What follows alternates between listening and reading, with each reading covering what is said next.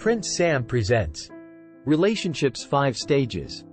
Falling in love is something that almost everyone goes through at least once in their lives. When you fall in love with someone, you realize that being in love isn't the difficult part. The difficult part is trying to keep the relationship going. Every relationship is unique, which makes it challenging to navigate through them. You can't always rely on tactics that have worked for you and your colleagues. The previous relationships, as far as we can tell, go through 5 phases. The way you manage these stumbling blocks will predict how the relationship will turn out. Many people struggle to identify these stages in relationships. However, failing to identify what is going on in your relationship can easily lead to its demise. When you and your partner are going through these stages, knowing how to recognize them and how they affect your relationship will come in handy.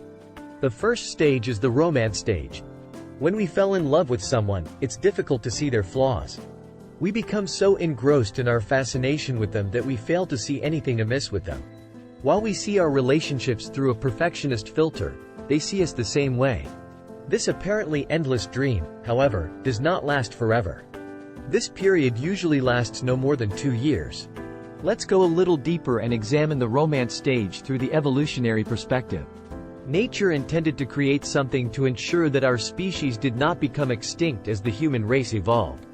As a result, humans were born with reproductive organs and thought processes to convey our emotions to one another. Humans eventually developed the feeling we now name love as nature proceeded to adapt. This enabled us to bond and establish intimate relationships with one another. When we fall in love, however, we often fall in love with someone who would not usually be considered compatible with us. Although we may think of them as someone who can make all of our wishes come true, they can also do the reverse. But why would nature want us to fall in love with someone who is so unsuitable? We usually fall in love with individuals whose personality traits are diametrically opposed to ours. This enables us to fit together like puzzle pieces. This person's positive characteristics make for our negative ones, and vice versa. When you put these 2 puzzle parts together, you get a new one. The puzzle would be incomplete without this component. A piece of nature that is more resilient and apt to survive and ensure the survival of the human species. When we look back, we often wonder how we could have fell in love with someone who was so unlike us. But nature meant for us to fall in love, and it made sure we did by releasing feel-good hormones such as oxytocin, phenylethylamine, serotonin, and dopamine. These hormones contribute to a biochemical process that cleanses us of stresses and fills us with adoration. This is why it is so difficult for us to see our partner's faults. These hormones conceal our flaws and urge us to go to any length to keep the romance alive. We're not truly lying to our partners, but we're wearing an adoration mask. Taking off the mask and exposing our true selves may cause our partner to leave, so we keep it on. Knowing this, you can work on bringing up somewhat difficult subjects with your partner to prevent major confrontations or confusion. For example, whether you both want offspring or want to marry. Although the infatuation stage makes everything appear to be great and peachy, it eventually wears off. At this moment, you may look at your partner and realize, seemingly out of nowhere, that they are the most incompatible person you could ever imagine. This usually happens when one of you begins to fret about the bond's permanence. This could include dating solely, moving in together, getting engaged, or anything else that concerns you about permanence. This is where the next step begins. The second stage is the power struggle. When we think of relationships, we often envision the ideal ones we see in movies or read about in books. This leads us to believe that our relationships will never be perfect unless they are exactly like the ones we've seen depicted. Because the peachy keen love you once had has disintegrated before your eyes, this period causes a lot of tension and suffering between partners. We sometimes substitute these missing feelings with anger, which causes additional problems. We stop concentrating on what used to make our partners appear so perfect, and we begin to focus on ourselves. Only what makes them almost repugnant to us is recognized. When a couple reaches this point in their relationship, one of them will typically withdraw. They feel betrayed because their companion has transformed into someone who is no longer the person they fell in love with. When one partner behaves in this manner, the other will follow them by demanding attention, all the time, while fearing being emotionally abandoned. While this period is typically difficult for most couples, it also provides an opportunity to examine yourself and re-establish your independence in the relationship. This period can be taxing on people, and they may begin to believe that all of their efforts were futile and that it would take too much effort to rebuild what they once had. This is when couples tend to break up in order to find someone who they believe is more appropriate for them. This is also why the majority of divorces occur during this period. The third stage is the stability stage. You progress to this level if you and your partner learn to confront each other about your issues and recognize your own issues. After overcoming the obstacles, you and your companion experience a deeper and more thrilling love than ever before. You may have wanted to at first, but you now understand that you cannot alter your partner and have no desire to try. You see them for who they are, for the good and the bad, and you're ready to accept it.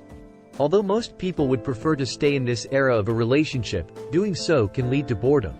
After a while, you may notice that the thrill of being in love is fading and that you require something unique to keep it alive. Typically, partners resolve these issues by creating shared experiences and keeping communication. Their partnership has a sense of adventure. The fourth stage is the commitment stage. People frequently connect commitment with marriage when it comes to relationships or partnerships, despite the fact that that is not usually what this stage represents.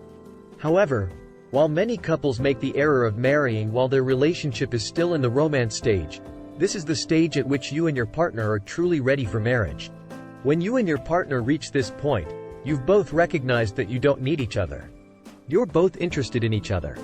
You've acknowledged that you both have flaws and that neither of you is flawless. Even though you are aware of these flaws, you still want to be with each other, and you both get swept up in a never-ending wave of balanced, adventurous independence. Having said that, many people delude themselves into thinking that because they've received this far, and it feels so wonderful, that their teamwork must be completed. They frequently forego their own life objectives in order to spend more time with their children. Instead, consider your significant other. Alternatively, they become complacent in keeping their emotional connection. The truth is that you are both growing and changing, so your job as a couple is never done. You will always need to find each other. The bliss stage is number 5. When you reach this stage, you and your partner become fully aware of your relationship. You have feelings for each other and resolve to go out into the world to show it. And, because nature gave you life and the opportunity to share such a wonderful experience, it now expects you to pay back. Many couples choose to contribute to society by donating to charities, raising children, volunteering in their community, or beginning a family company. But keep in mind that if you and your companion have been together for a long time, you must continue to nurture your relationship in order to avoid problems. Although relationships can be difficult at times, it is critical to learn how to deal with them successfully.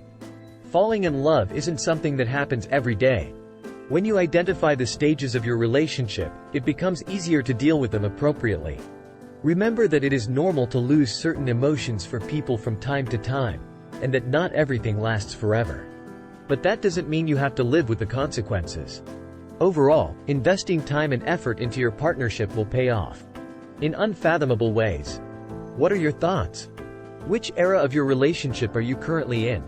What is the most difficult aspect of that time for you? Please let us know in the comments. If you liked this video, please give it a thumbs up and share it with your friends so that we can continue to make them. For more videos like this, press the subscribe button, and don't forget to click the notification bell to be notified when we publish a new video. Thank you for tuning in.